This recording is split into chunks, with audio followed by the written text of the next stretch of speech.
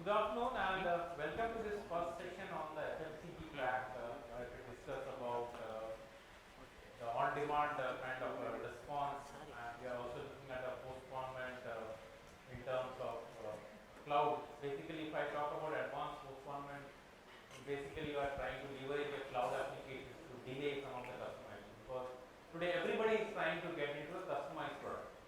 If I look at it, how the world has changed, 1980s.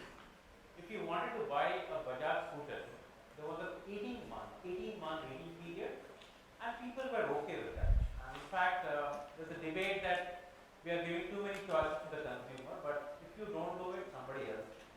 So everybody wants a personalized product. Everybody wants something that has to be customized to mine. So that way it puts a lot of pressure on your supply chain, because it has to be responsiveness as well as efficient. Efficiency doesn't work anymore, because you are just a low cost producer, doesn't work. And you also have to be efficient, that's a high cost. It's a balance, and so we will talk about this. There is an eminent panel, and with the number of panelists which we have and the kind of collective experience which is bringing the whole day. But anyway, we have just 60 minutes, so we will try to canalize the discussions. We will also take some audience questions. We will have a very quick round of introduction, because at least the audience should know whom they are speaking to. So maybe 30 seconds. We'll start with you, Amol. Yeah.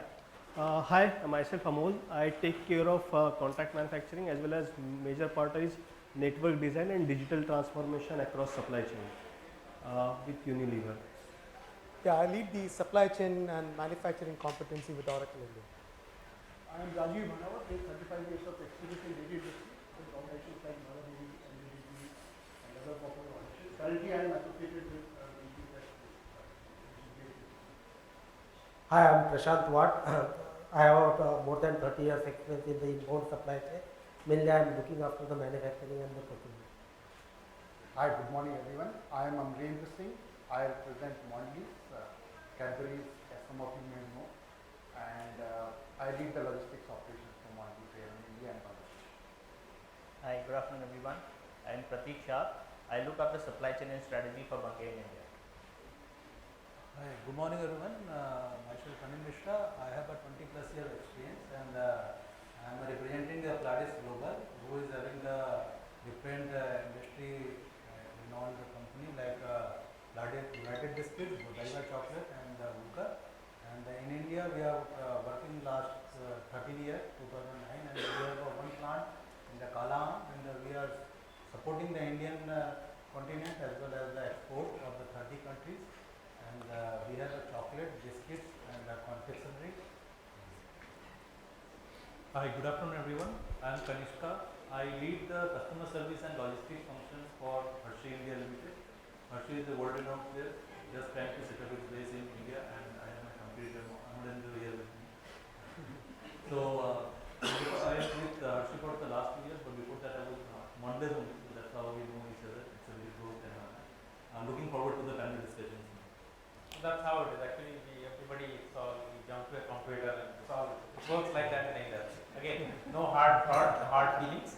So with this, let's get back to business. So maybe Amol will start with you again. We are talking about two themes here. First is a digital response, because everybody expects a 24/7 response, because the world over it has become very fast. The customer tolerance time is reduced drastically. And second, we are talking about an agile postpone. Now, ideally, if you look at it, FMCG is an industry where you use the product on a daily basis. And again, what kind of customization, what kind of differentiation you can do, that again, it's still debatable, because I cannot have a different shampoo for every consumer. It may not be possible.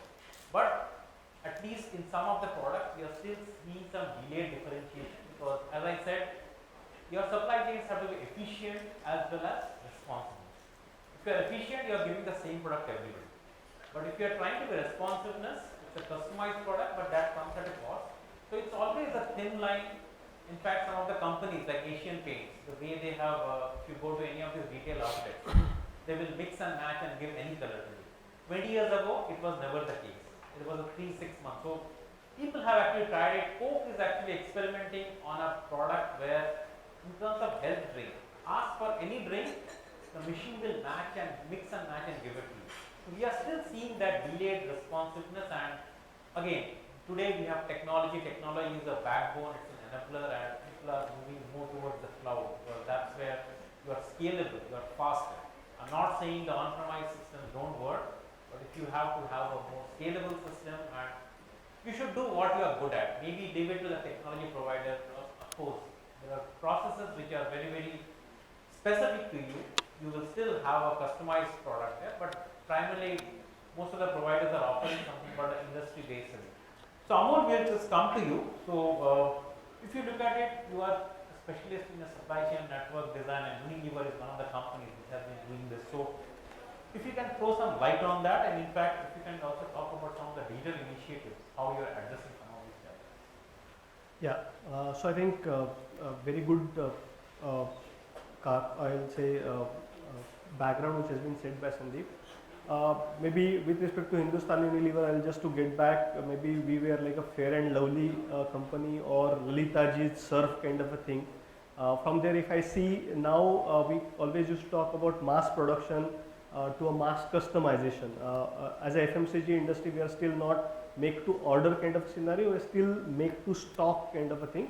But there is a lot of change which has happened. Now, typically if you see, network design is not a new topic per se, it has to be a very old kind of a thing. What is the best kind of a network, supply chain network you should have. But coming to the change into consumer habits, there are a lot of changes which have happened into network design also.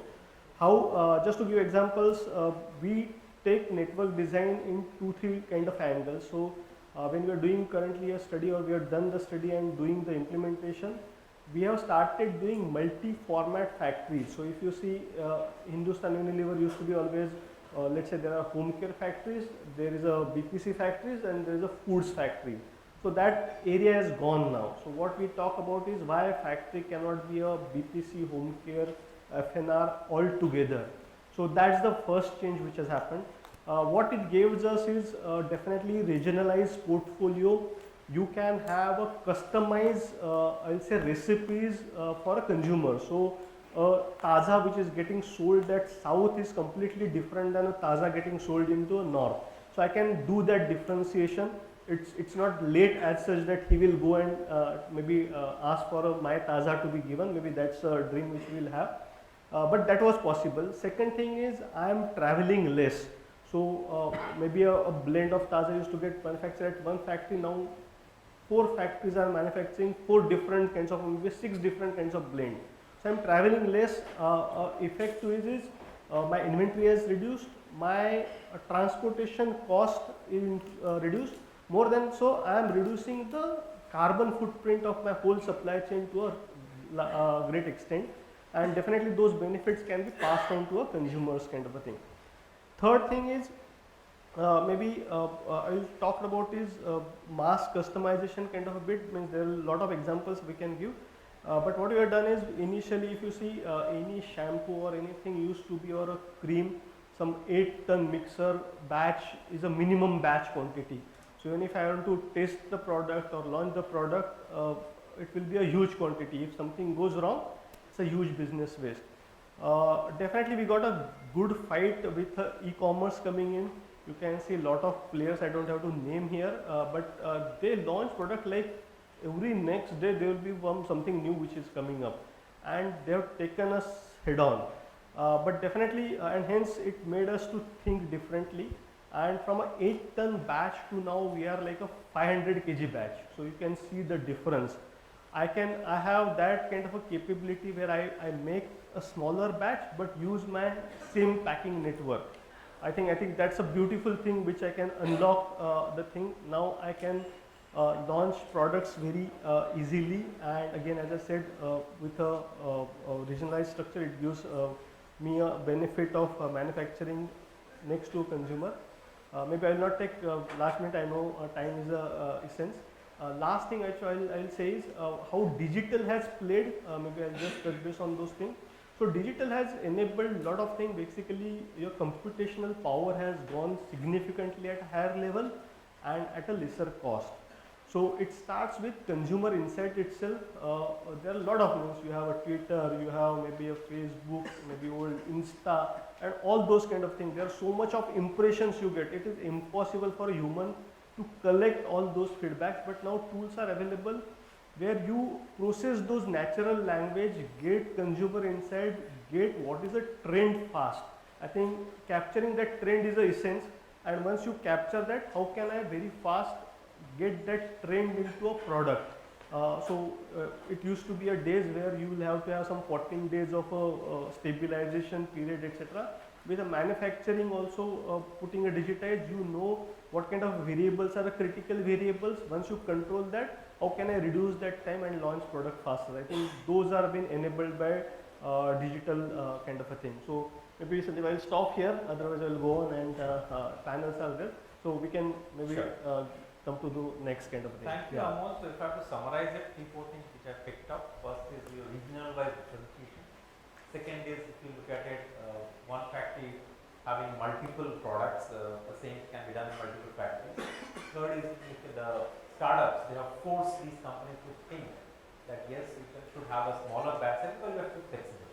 And fourth is your data thing is now, data is everywhere. How fast you crunch it, I think that is the maybe 3 or 4 which I could pick up if I missed something. Yeah, perfect. So next I move to Venki again with Oracle in the front runner of the ERP system. And of late we have seen, we are talking about an adaptive response network, that's a cloud. And so there are 2 questions which I want to ask you. First is, how is the cloud adaptability in India? So people still feel, I have seen clients that if I ask somebody for data, they think they are giving their heart away. I don't know why that mindset is there. In fact, pharma companies struggle with that. They said, no, we will go to the cloud. But of course, we have seen pharma companies getting the cloud. So first question, how has cloud picked up in India? Second thing is, of course, for large enterprises it's good, but if you look at the backbone of India, it's still small and medium enterprises. What are your products? How do you differentiate? Or how do you plan to address them? So, Sandeep, when it comes to adaptability of cloud, one thing that we have seen over the years is when it comes to FMCG industry, because the nature of business they have. So the adoption, they understand that the digital, any agility that they need to bring into the business, technology plays a backbone. So in terms of adaptability, adoption, cloud has been an easy adoption when it comes to the FMCG sector, vis-a-vis another sector like a BFSI or telecom for that matter. But FMCG has been. So just to give you an example, so Unilevers of the world, Mondelez, have been earliest adopters of cloud technologies when it was released.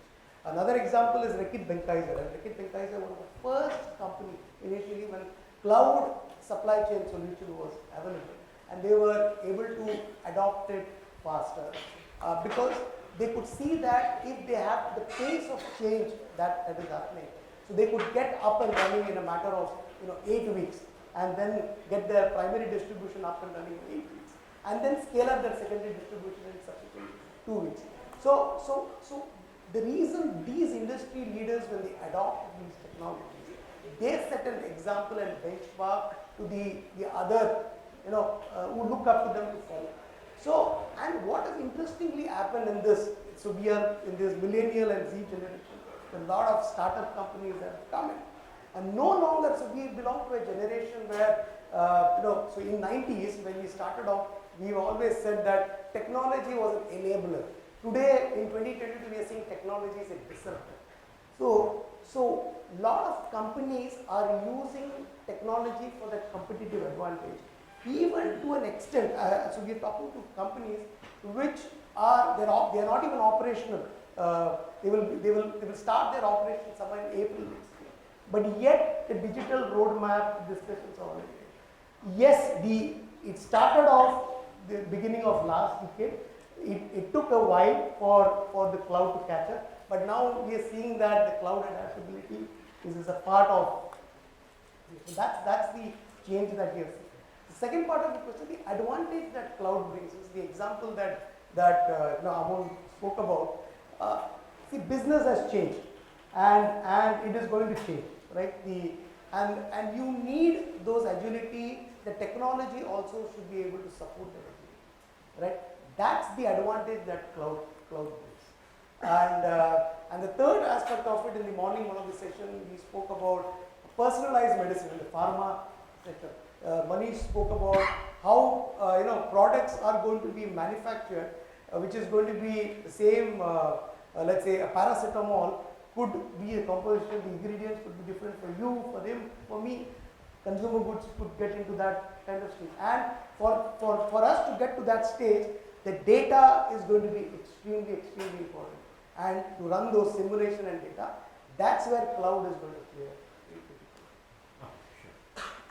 My second part of the question, like large enterprises and medium and small enterprises. Right. How are you differentiating? That's the so if you look at within the company, let's say Unilever or Etiquette, each when they deploy a solution, there are large regions, small regions as well. Okay, so each of them have got their own set of operational characteristics and challenges, but the same solution is catering to the entire the enterprise. Likewise, so we have examples of companies like the startup companies, as I said, the same, they are using the same platform. Even a Fortune 500 company uses the same platform, but the same platform is also used by a startup company as well. So it doesn't differentiate between a small and a large company. That's the advantage. Yeah, maybe I'll just add a few things. So I think cloud, two clear example, it's a software as a service. So I think cost or a entry load for a small company is much lesser than earlier having your hardware set up together. That's I think one point I can add. I think, to be very honest, what I could get is the cloud adaptability is there, it's coming up in India. The mindset is gone that I'm giving away something, because people understand that there are the kind of I think the disturbances, or if you look at it, supply chain is now at the board level representation, because thanks to COVID that at least people are talking about it. Otherwise, people thought that these are the operations guys who just deliver material. But once during COVID, you realize that if you cannot reach out to your customers, if the service or product doesn't reach, you don't survive. I think that's one good thing which has come out of COVID, and that's why we are seeing a lot of these initiatives coming. Now let's move to Mr. Rajiv, who is with Milky Fresh Product. Now, for you, the challenge is your freshness of your products and inventory. So if you can just throw some light on how do you handle the freshness and your inventory, because that's the thing is there is a shelf life for each of your products. Like in the beginning you had mentioned about the Bajaj. So I would say that the dairy industry has also gone to that moment when there used to be a shortage of milk and consumer used to stand in queue for hours together to get a liter of milk. Many of us, like who are sitting here, they might be remembering that milk from Bombay in this city. And there used to be time when there was ban on sweet manufacturing because there used to be shortage of milk. First party was diverted to dairy. So from that time now, India has progressed very much in dairy industry. Milk is today, you might be knowing that India is the largest milk producer in the world. And again, the milk production is growing almost at the 4%, which is higher than the population. So over a period of time, a surplus milk is increasing.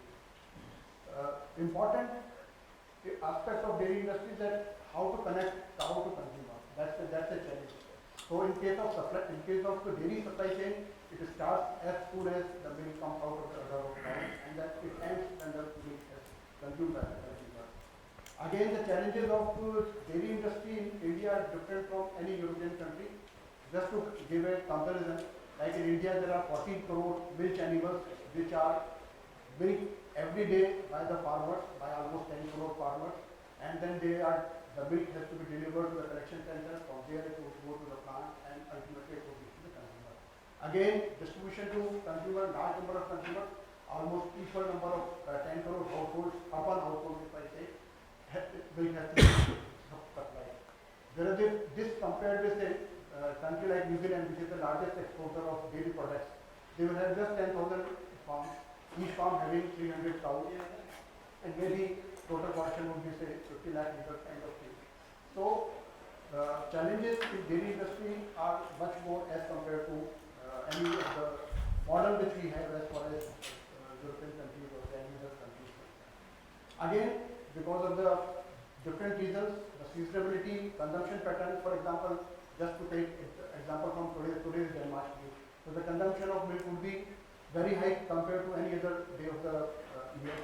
There would be very seasons where the consumption would increase drastically, and when the consumption increases, there is a normally tendency that because milk producers would have a tendency to retain more of milk at his household, so the supply would also get reduced. So these are the challenges which industry has to manage and monitor on day-to-day basis. As I told you, the total supply chain, there is a downstream which is required to connect farmer to the dairy plant, and there is a upstream which is required to connect from dairy plant to the ultimate consumer. So the digitalization now slowly is gaining importance and it is getting popular over a period of time.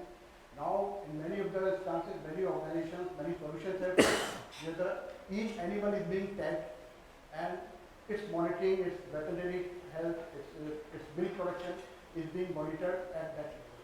So there is government of India has also decided that in India each of the animal needs to be tagged so that its performance in terms of improvement in breed, in terms of other factors, and predicting the milk availability over a period of time can be predicted in a better way compared to what is the situation. After that, once the milk is collected from the animal, it has to reach to a collection center. Again, this collection center could be spread, say, almost 6 lakh villages in the country, spread all over. So there the monitoring of collection centers, monitoring of those the performance of those collection centers is again a big challenge, because for a plant sitting in one corner of a city and then managing say thousands of collection centers around that city becomes a challenge. And each of the milk which is produced by which is brought by the milk producer to the collection center has to be tested for its pureness, it has to be tested for its fat, HNF, and then only the payments can be made. So in this aspect also, controlling the performance of the working of collection center, digitalization is also helping very much. Where now for a plant it is possible to get to know about the quality of milk. If there is any adulteration, one can point out that this particular producer is not supplying the proper quality of milk. And again, the milk and fat and SNF has to be tested. Similarly, the performance of collection center in terms of what temperature it is handling, how much milk it has produced, what kind of transportation arrangement it would require, so that full truck load or the full tanker load can come to the plant. That again, here also, the digitalization playing an important role. And once the milk has left the collection center, till it reaches to the plant, again the quality of milk has to be monitored in terms of purity. It has to be ensured that during transit, the milk has not been tampered, because you know in India all kinds of things are possible. So one has to ensure that there is no adulteration or tampering with the milk during the transportation, and it has to be proper temperature has to be controlled during the transit. So again, digitalization is playing an important role in managing this entire supply chain and then ensuring that milk reaches to the plant in the best condition. So this is about the downstream. Similarly, there are equal challenges in upstream also. Just to give you an example so that you know the complexities of a city like Delhi or Bombay. In Delhi, the large dairy plant would be selling something like 30 lakh liters of milk per day. So 30 lakh liters of per day means it has to be supplied daily, every 24 hours during the night, because you know the milk has to be delivered early at the morning 6 o'clock. It has to be delivered to the retailer, and before 6 o'clock, within say 3 to 4 hours, before that it has to be dispatched to the entire distributor. So for supplying 30 lakh liters of milk, a dairy plant would be needing or using almost 1,000 number of vehicles, and those 1,000 number of vehicles would be supplying to say something like 1,500 to 2,000 distributors. After the dispatches have happened, in the return load, it has to collect the empty crates back to the dairy plant, and next day's order has to be collected, and of course payment has to be collected from the distributor, and in turn distributor has to do the same thing with the retailers. So one can understand that, and this happens 365 days a day, irrespective of, as I was telling in our internal discussion also, whether it is a COVID or whatever happens, cow would give the milk, and once the cow has given the milk, it has to be processed manufactured by the dairy organization, it has to be brought to the dairy plant, and because consumer also needs milk almost on daily basis, it has to be distributed to the consumer. So this operation happened all 24/7, 365 days. So now over a period of time, with the advantage of digitalization, these are helping, and dairies are in a position to predict the demand in a better way, predict the procurement in a better way. Of course, lot of journeys to be made in this direction because of the vastness of the overall situation and the individual specific issues related to our country. But things are moving in that direction. So far, industry has tackled these problems by improving the processing technology. As we all know, the milk is a very short shelf life product. If it is not handled properly, within 2 hours, 3 hours, it goes bad. But with the advent of new technologies, which start from chilling of milk, then pasteurization in dairy plants, maybe sterilization or university process, converting into various products, industry has been handling these shelf life problem and ensuring that milk is available to consumers throughout the year in a uniform manner. Industry is helping tackling these issues by developed processing technology. But now, for last 3 to 4 years, now things are changing with digitalization. It is for the organization, it is better. They are better equipped to forecast the demand and ensuring that requirement of consumer and requirement of retailers met. So this is how the dairy industry. I just wanted to give you that perspective that what kind of role digitalization has started off playing. I think great insight. In fact, I think most of us, the way we grew up, we used to have a dairy farm and we used to see the cow being milked, and that's what we used to consume. So the way, in the name of development, the way we have moved and the way we have actually reaching out to the masses, I think that has bigger problems and bigger challenges, and fortunately the dairy industry also is on the cusp of a digital revolution to address some of these. And in fact, what I say is there are always smarter people. So spurious milk and all that, these will be there. We have to live with it. But how we can be one step ahead of us, I think that's the challenge. So let's quickly move to Mr. Prashant. I hope I get the names and the faces right, because otherwise it's a. So we all grew up with a Camlin pencil and stationery. So he comes from that background, and there's a different challenge in this industry. So how do you ensure your 24/7 network, and what are the typical challenges you are seeing in this kind of industry? Yeah, as you are aware, everybody is aware of the Camlin, and everybody has used the Camlin product throughout their life. So our consumer base is very wide. It starts from the play school child to a professional artist. So we need to serve to all the sections of the society. As far as the Camlin products are concerned, means our inbound supply chain is little bit complex one. Almost we are manufacturing more than 2,500 finished goods SKUs, and to manufacture those SKUs we are using around more than 5,000 various material, components and packing material. So also the key to our consumer satisfaction can be a distribution strength, because we need to reach to each and every part of the country, and also, as you are aware, now the consumer is more focused. So quality, cost, delivery and the innovation, those are the minimum requirement of the consumer which are to sustain your business. As we were talking earlier, so earlier before means if we talk about the 40-50 years old Camlin, so maybe in 1980 or 70s, so we are having only one centralized manufacturing facility, and from there we are supplying the material to the all parts of India. Then we started to have a mother factory and a child factory concept. So wheresoever we started manufacturing to the proximity of the demand and demography. So this is what makes it viable to manufacture in the vicinity of the demand. That's what we are adopted, and accordingly we have started to diversify our manufacturing also. So we have started decentralizing the manufacturing. Then supply chain integration, as well as the product consolidation also, that is one of the strategy which we have adopted. So as you are aware that our industry is also seasonal industry, but seasons for the different phases of our products are different.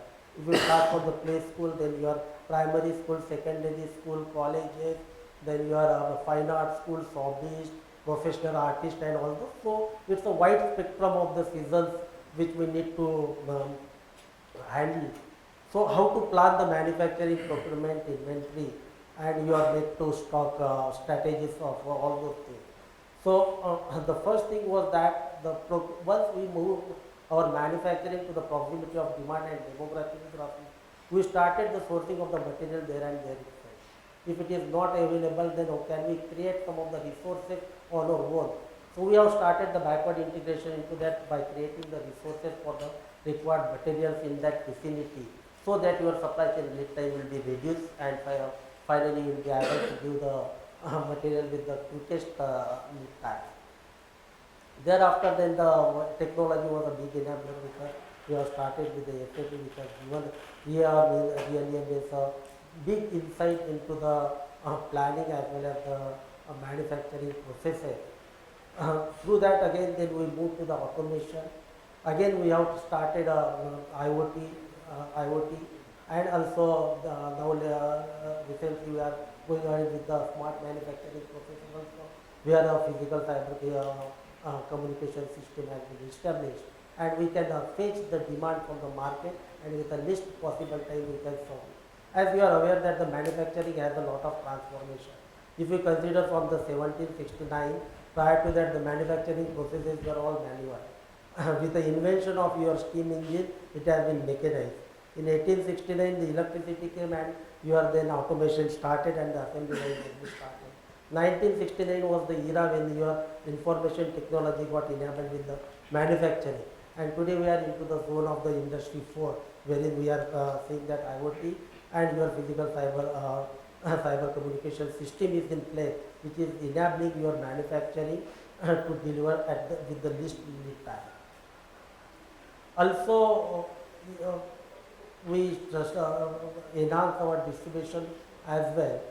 So by creating a hub and spoke channel, we have again expanded our distribution channel, and we saw that how the last mile delivery can be reached to the consumer with the least possible time.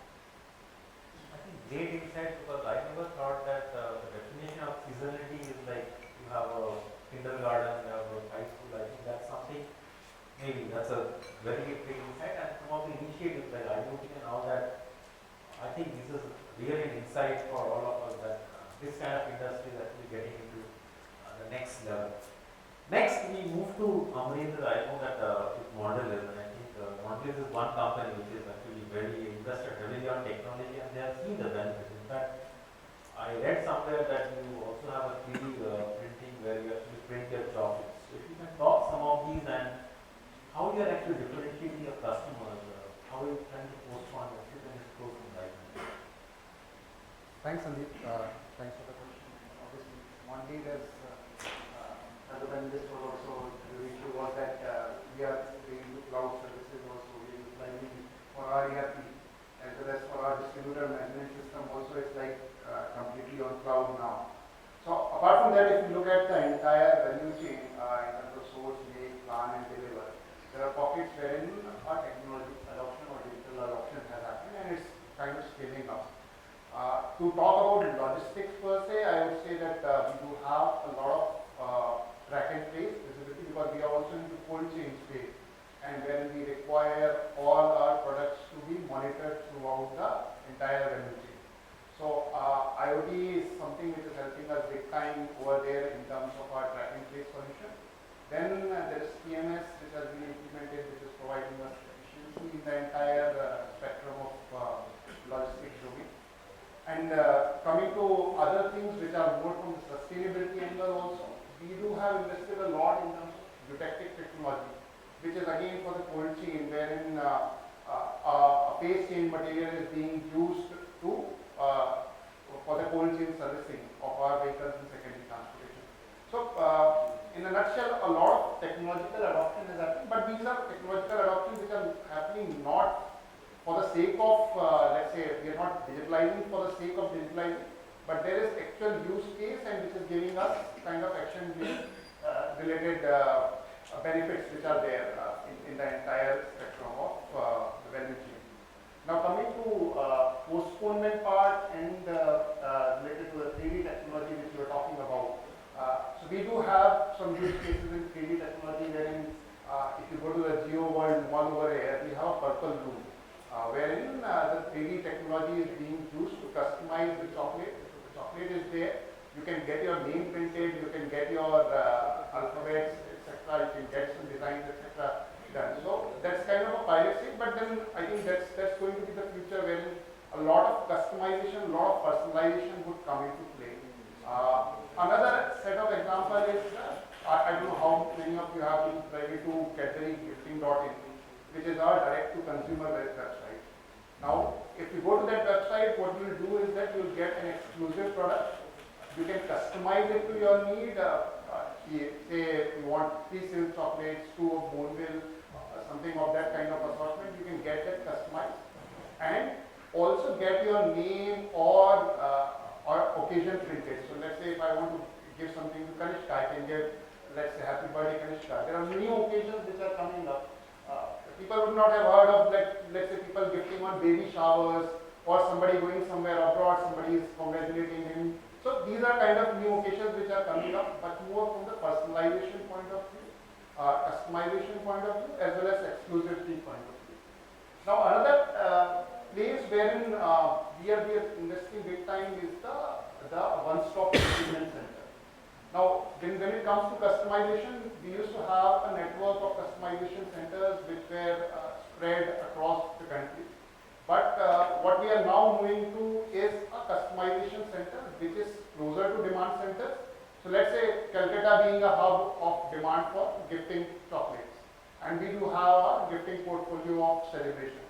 So now what we have done is that we have shifted our distribution center along with a customization center which is co-located. What it helps is that you can dig into the inventory which is there in the distribution center, and obviously that kind of reduces the inventory cost. Second is the entire transportation cost, etc. is also coming down because of this piece, and obviously you are giving the customers also a fresher product, which was not the case earlier. That the transportation used to happen, let's say, from north to east, and then it would get catered to the customers. So all in all, that's the space that people would be moving to, wherein your e-commerce kitting centers, your customization centers, and your distribution centers need to be co-located, and that's why what will give you the entire network benefits. So those are kind of things which we are working on right now, and it's an interesting space. Customization, personalization, and the delivery lead times have cut down like anything. So 15 minutes is what delivery promises which are happening. Although I am not a big fan of 15-minute delivery, there are a number of risk factors associated to it, but I will not get into that. But that's the space wherein supply chain as well as the customization and postponement is working towards. So I think great insights on how your personalization, because everybody talks about personalization, customization, but I think here we have a live example of what Moderator is doing to give a better customer experience, because it's not that it's just a chocolate for everybody, because that's the kind of personalization what we are thinking. Next, we move to Pratik, who is into this food business, and when I was looking at some of the initiatives, they have this robotics, AI, they are using in a big way. So if you can just talk about how some of these initiatives have helped to becoming a more responsive supply chain, and inventory of course is a very big problem. If you can just throw some light on how you are handling it. So Bunge is a global company. It's a $50 billion company, largely to food, seeds, and oil seeds. So a couple of examples that Sanjay mentioned, I would like to highlight the case in point here. One is about a solution which Bunge developed along with a solution provider in Brazil. So this is a logistics platform. There is a need that there is millions of metric tons of commodity moving, and there are several lakhs shipments being generated every day. How do we bring it in terms of more coherent visibility for both the shippers as well as the transporters? So I think Bunge partnered with a company in Brazil. They developed a solution called Vector. Now that was primarily done with an objective to help Bunge increase its own efficiency. Bunge is a large player in Brazil. Effectively, what now after 3 years of implementation we find is that Bungie and that company has formed a separate company. The Vector is a separate product in itself, and a large portion of the shipments is non-Bungie now. So the platform is now extended to a large number of players who are leveraging this, the visibility of demand and supply, and trying to discover the cost and place orders. So when you start something and you want to do looking inwards, and then you realize that the need is much larger, then you open up for the larger good of the society as well. So that's one case in point. The second point is around co-optation. So there is a global ABCD which is called ADM, Bungie, Cargill, and Griffiths. Between them they control about 80 to 90% of the food commodity supply chain globally. Now again, all four of them have come together and they have partnered with the firm, and the product is named Covantis. Now that's a blockchain platform. Now the agri commodity and the food commodity cycle changes multiple hands. There are different products, different origins, different destinations, and different players looking into it. Lots of documentation, emails, and multiple specifications to be managed, pricing and contracts. So I think Covantis is one platform which is driven by blockchain technology. It's a cloud-based platform based out. The company is based out of Geneva, but it's working in South America and US. The focus is actually to eliminate the entire transactional documentation and the paperwork right now. But obviously there will be more features which will be added on. So it's again a case in point of how the competition can collaborate for the common good of society, removing paperwork and bringing in more efficiency in the supply chain. I think there are multiple other things in terms of the risk management and robotics.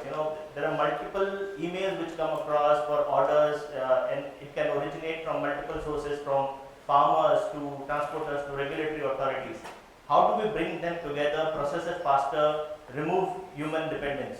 So I think Bungie has developed a COE which is focused primarily on efficiency improvement in processing. So that's doing quite well. Another platform which Bungie has developed is on the risk management, which you mentioned about inventory. In the food cycle, the entire inventory management is correlated with the risk management of you have supply side contracts, you have buyer side contracts, and you have physical inventory to look at. And you all from the FMCG forum that you have understood in the last 2 years how the commodities have been volatile and how it's impacted our business. So I think the visibility of inventory, managing contracts, and taking the right calls of going physically long or short, depending upon the movements, demand which comes across. So inventory management is a big risk, but combined with technology, it helps us to take more informed decisions to calibrate our positions globally. Now we operate about 45 countries, and to have positions across each of them and to have a central desk doing that, it's impossible to do it manually. So such platforms do help us to take more informed decisions. So I think some of the things which I can pick up about, I think we talk about collaboration. I think this is a very live example of how the four biggies have. In fact, if I talk about cement, that works in a garden. In fact, FMCG also. But I think this is something people have spoken about a blockchain, because blockchain as a technology is not a flawed technology. But the only thing is, when it first came in, there were no standards, and everybody was building their own blockchain. But I think it has come in a new avatar. It's like when you log into internet in 1998, it used to take half an hour to actually send an email. But I think blockchain has come, that technology has improved, and now we have standards.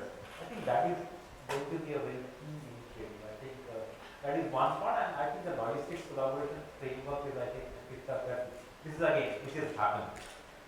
So with that, we come to Mr. Anil, who is with Lite. I think they are into biscuits and chocolates, and a major portion of the work is actually exports.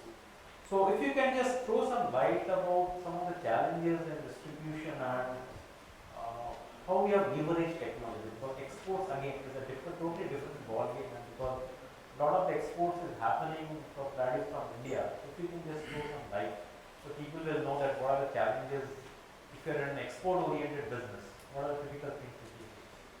Just on this, that Ladis, as initially I told that we are in the food and snacking company. We have a headquarter in Linde, and in India we do the manufacturing majorly for the biscuits, and do some imports from the different country to serve the Indian market for the chocolate and confectionery. When we talk about the food, as we know that now the market is very different. That is not product centric but customer centric. We have to customize the things as per the customer demand. And as we have this brand like a McVitie's, most of the person know that McVitie's is majorly known for the digestive biscuits. And we always do the innovate and do the R&D as per the market. And then during the COVID also we have did the many R&Ds and the many product launch. And we have seen that the customer demand are very dynamic. And every time we have to meet the competition, do the innovation and the R&D on our product. As well as we have a different problem of this shelf life. We have a short shelf life, and considering the chocolate and biscuit have a different logistics problem, customer problem, and along with that how we are going to serve the market. When we talk about the customer side, that there is a dynamic demand, forecasting issues, fill rate, and your damage and expiry also most of the time we are facing because of the different problem. As well as when we talk about the logistics, this logistics always we have seen that the visibility, like a few problems like a vehicle and driver shortage, government's different laws are coming most of the time. So in logistics also we are facing, and for the longer and the shorter route we are always having a problem for the vehicle availability. When we talk about the chocolate, we are not having the major availability for your smaller parcels to serve the customer. And when we talk about the containerization, it is also not for the every time cheaper for the food company where we have a small margin.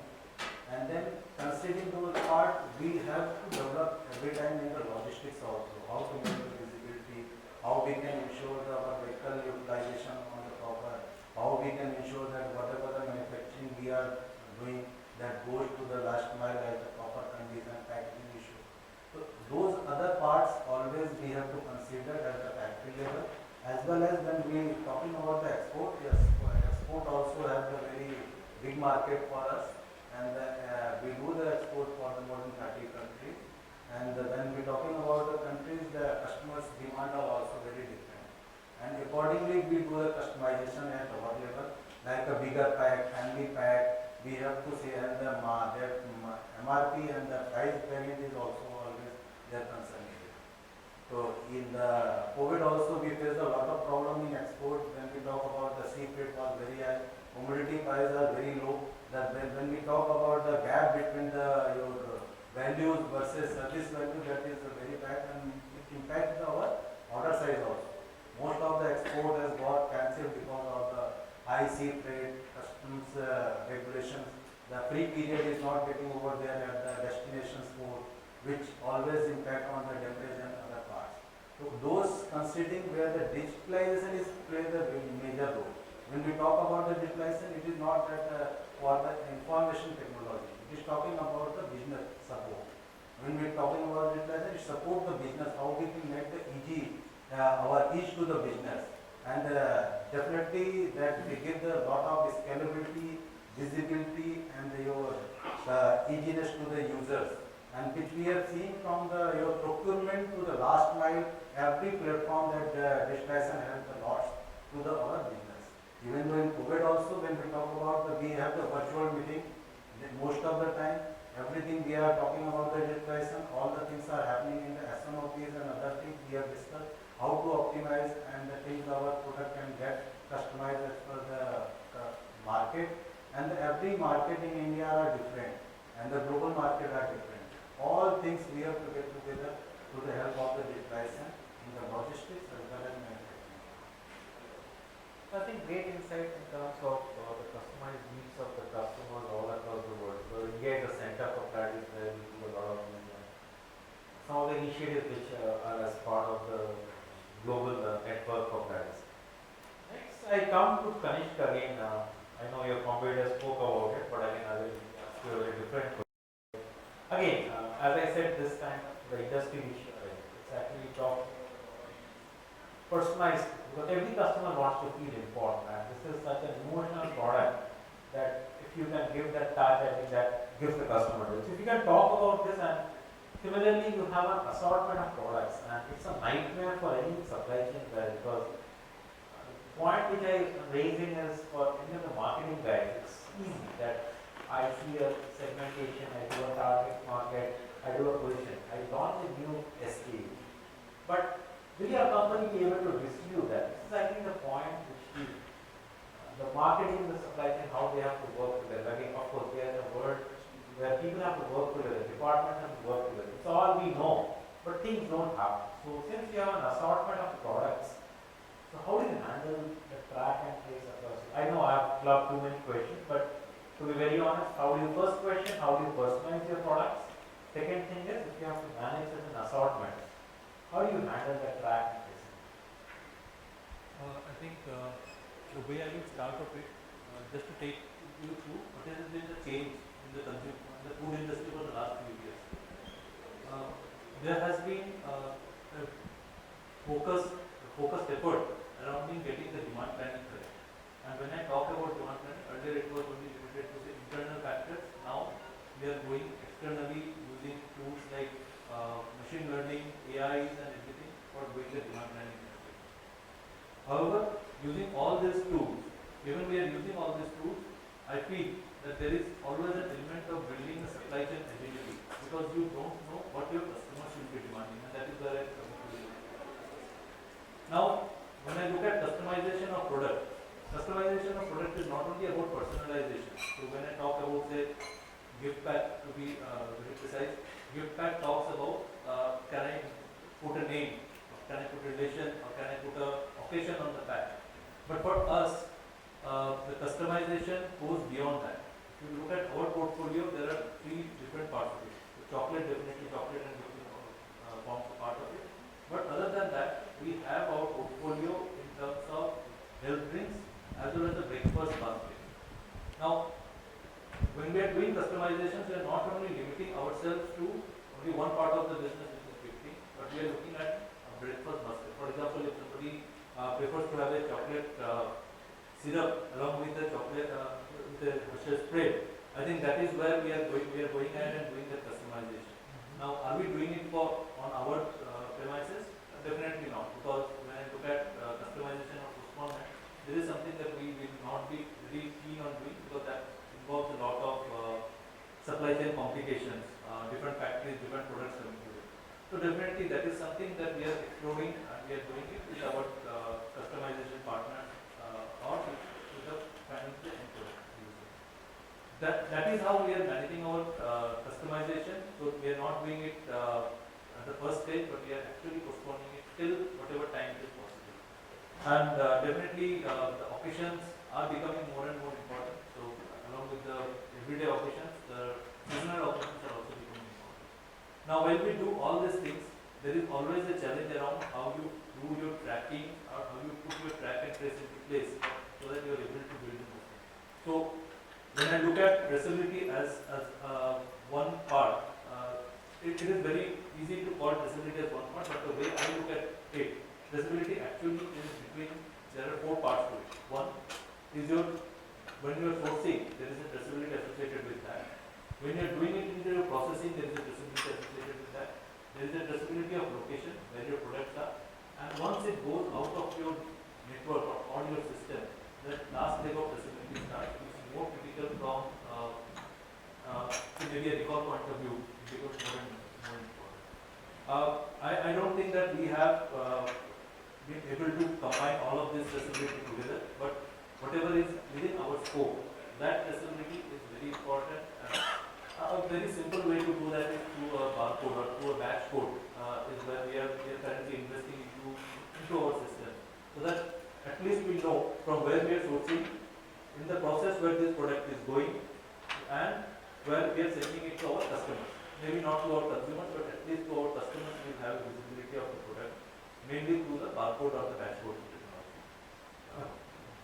I think some of the insight which I could pick up is like how they are combining products to give a breakfast for, and they are not doing it at their premises. In fact, the traceability part which we spoke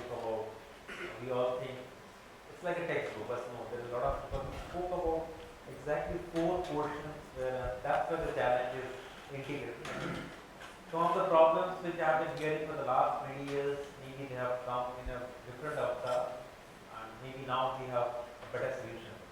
So with this, I think we'll open up this to audience because I know there are a lot of people from the industry who would like to interact with the panelists. So please go ahead. Just a name, designation, and a short and concise question. Yeah? Yeah, thank you so much. I am Sunil Bharadwaj. I was a speaker at a different session yesterday, and I don't have a designation. I'm a freelancer at the moment. Sure. So yeah, a very quick question to Sandeep and maybe all the other panelists here. In terms of SKU simplification or rationalization, is there any formula or any approach that you can adopt so that we also think of simplification here? Because as consumers we want variety, but as supply chain companies and practitioners, I think it's better to rationalize and simplify our portfolio. So any thoughts from any one of you on this? Sure. Please go ahead. I guess that was short enough. So. Yeah, absolutely. Not a problem. Please, sir. Post-pandemic, obviously every company is looking at simplification, and assortment simplification or rationalization is something which most of the companies are looking at. Now, there are two ways to look at it. One is cutting down a tail in terms of complexity of operation, which is like, which are your most complex products, which kind of do not give you kind of flexibility. So that is something that you can do. Or otherwise, the second option is that you look at the margins of your product and look at which are the non-lucrative products from the margin point of view. And then thereafter what you can do is that you can discuss with your marketing colleagues as well as senior management and come back to the conclusion that these are the products or this is the tail that can be cut off. And that's how simplification is being thought through, at least in my observation. Sure. Just to Yes, just please. add on to this thing, I think SKU rationalization, simplification, whatever you call it as, it is a needed and it is a continuous process as we proliferate our portfolio. Other thing is you need to see apart from margins and whatever Eric said, there are few SKUs which you need to give time to maybe as a future categories. So you might not cut them early, I will say, in name of simplification. I think one has to be careful about that. And approach which basically in short one sentence, it's a segmentation for supply chain which you do a segmentation for a simplification also. I think that's a straight answer. Then factors you can apply basis the industry which will differ industry to industry. Yeah. Sure. Thanks, Amol. Would anyone else like to ask a question? If you could just raise your hand, our team will get the mic passed. Well, that calls for a conclusion. I'd just like a closing thought from our moderator. So if you could just give us a closing thought, that would be great. I think, as I said, some of the problems, usual problems, but now we have technology which is backing up some of the things, traceability, some of the things around customization, postponement. People are actually experimenting because, as I said, the key word is it's very easy to say that I have to be both efficient and responsiveness, but when you are at the ground level, it's not that easy because cost is something which we have to keep a handle of. But one good thing which has happened out of COVID is now CFOs are not looking at ROI as a measure for any. Earlier, if you try to go for any of these projects, they will say what is the ROI. But now they understood that this is maybe part of the hygiene factor. This is needed. This is what we are investing today to be competing in the next 5 to 10 years. I think that's what maybe we, if I say a very layman's definition of strategy. So whatever we are doing today will be competitive in the next 5 to 10 years. Absolutely. So I think we have seen a plethora of ideas and different industries. Each industry has its own challenges. One size doesn't fit all. But yes, having said that, of course, we borrow ideas from our industry because if you look at the assembly line, people think it's automobile, but I have seen Sumuna factory where they have this frozen chicken. Assembly line is used very, very efficiently. Maybe the takeaway is you can look at your industry and see some of the ideas, because we are all here to learn, of course. Having said that, something which is confidential, something I think nobody will share, it's given. But having said that, I think we are moving in a where I cannot do things on my own. That's we are talking about collaboration. I think the classic example of how some of the industries have collaborated. So I think thank you so much. I know this is lunch time, 2 minutes to lunch. So No, there's another session after this. Oh. No, there's still not time for lunch. Come on, we just had a nice breakfast. We can definitely hold our tummies for our lunch, but ladies and gentlemen, with that wealth of knowledge, firstly, let's give them a great and a big round of applause. And I'd like our moderator, Mr. Sandeep Chatterjee, to kindly step forward, bask in the limelight, whilst as we... I think this is the only time I get some space. Otherwise, it's all there. So, and we'd request you to help us in felicitating our panelists one by one. So first up, in order of the introductions I made for them, Mr. Prateek Shah, who's the head strategy and supply chain of Pandey in India. Let's give him a huge round of applause.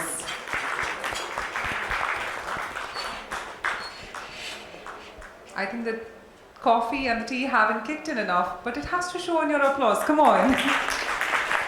Mr. Anand K. Mishra, National Logistics Head, India, South Asia, Pladis Global. Let's give him a huge round of applause, ladies and gentlemen. Much better. Mr. Kanishka Basudas, GM, Customer Service and Logistics, Hershey India Private Limited. Thank you, Mr. Das. Mr. Amrendra Singh, Logistics Ops Lead, Mondelez. Thank you so much, Mr. Singh, for joining us. Mr. Prashant Watt, President, Kokuyo Camlin Limited. Let's give him a huge round of applause.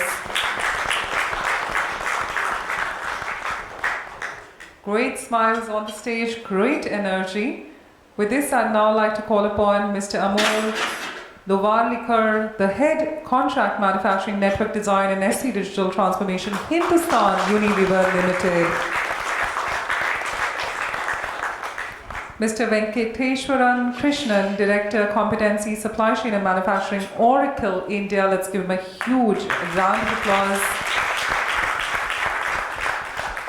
And of course, Mr. Rajiv Bhanawat, Director, Milky Fresh Foods Private Limited.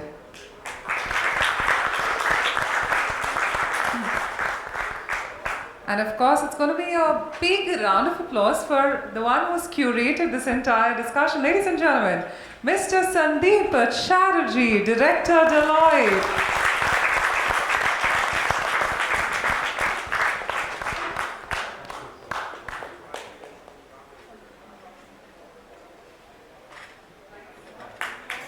Yeah, thank you. So ladies and gentlemen, with this we request our panel to please step forward for a group photograph, sir. Yes, please. One group photograph is always needed. So come on, ladies and gentlemen, let's give them a huge round of applause. A fabulous discussion. Well, we next have some